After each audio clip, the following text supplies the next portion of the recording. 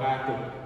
Waalaikumsalam warahmatullahi wabarakatuh. Apa kabarnya hari ini anak Bapak? Baik. Apakah anak Bapak sudah makan? Sudah. Sebelum kita mulai pembelajaran, Bapak minta kepada ketua kelas untuk menyiapkan untuk berdoa. Baik, sebelum kita mulai pelajaran hari ini, kita berdoa dimulai.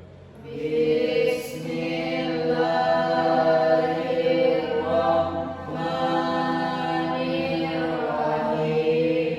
Amin. Baik, selanjutnya Bapak akan mengambil absen. Apakah ada dari anak Bapak yang tidak hadir pada hari ini? Ada, Pak. Baik, tolong kepada sekretaris untuk mencatat siapa-siapa yang tidak hadir, nanti kasih sama Bapak ya. Iya, Pak. Baik, apakah ada dari anak Bapak yang masih ingat materi kita minggu lalu? Ada, Pak. Apa itu?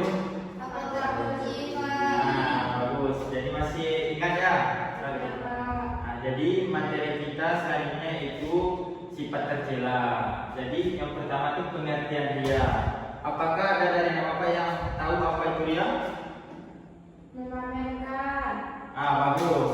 Jadi ria itu adalah memamerkan atau memperlihatkan suatu barang kita untuk mengharap pujian dari orang lain. Dan juga ria itu sangat dibenci oleh Allah karena ria itu juga termasuk mensekutukan Allah.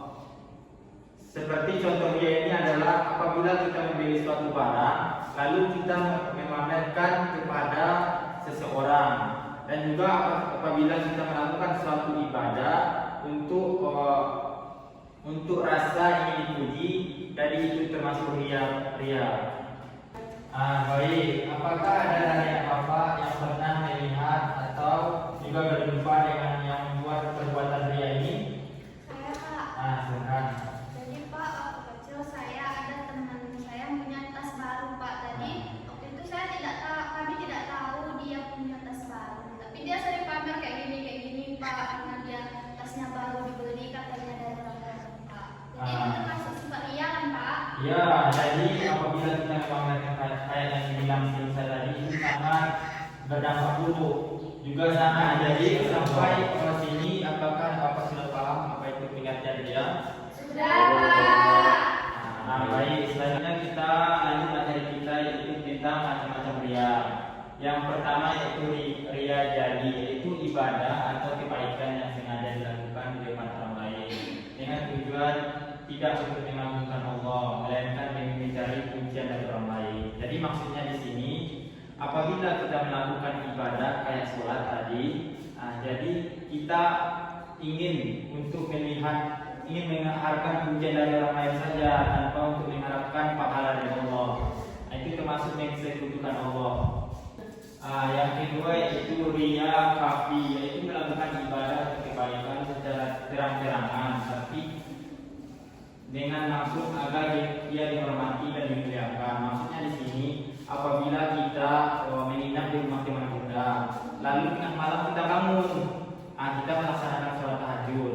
Di situ kita ada termisi di dalam hati kita untuk misalnya lewat ibu dari teman kita ini. Jadi ibunya menganggap alim kali, itu termasuk ria kafi itu tadi. Baik, sampai di sini apakah anak Bapak bisa membedakan antara ria jali dan ria kafi? Bisa, Pak. Karena bisa tadi Bapak akan mengasih atau menunjuk dua orang untuk mencontohkan antara ria jali dan ria kafi. Kepada Anda Amel yang ria jalinya bisa mencontohkan? Bisa, Pak. Contohnya kayak sedekah di depan orang, langsung dilihatin uangnya segini. Ya bagus, kita beri aplaus dulu. Yang selanjutnya ria kafi kepada Anda Latif.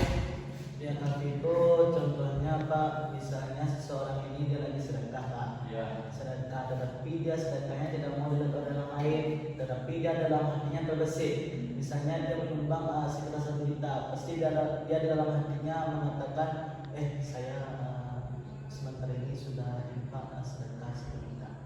Semoga ada orang yang memuji. Ya bagus, kita beri aplaus. Nah, selanjutnya materi kita yaitu tentang akibat berbahagia. Nah, yang pertama itu menghapus pahala amal baik. Jadi apabila kita melakukan ria, jadi pahala kita itu semakin menurun atau terhapus. Nah, pahala yang kita kerjakan selama ini akan terhapus karena perbuatan ria tadi. Yang kedua yaitu mendapat dosa besar karena ria. Yang selanjutnya itu tidak selamat dari bahaya kekafiran karena ria. Nah, jadi itulah tadi materi kita. Apakah Bapak sudah paham atas penjelasan dari materi kita tadi? Jadi Bapak harap kepada anak Bapak agar bisa menjauhi perbuatan dia, karena dia itu sangat buruk dampaknya kepada diri kita dan juga buruk juga kepada orang lain juga. Nah, jadi itulah tadi materi kita. Nah, selanjutnya Bapak akan memberikan tugas. Tolong anak Bapak baca-baca tentang pengadilan MIPA dan macam-macamnya juga. Nah, sebelum kita tutup pembelajaran kita akhiri dengan baca hamdalah. Alhamdulillahirabbil alamin. Nah, kalau ada kekurangan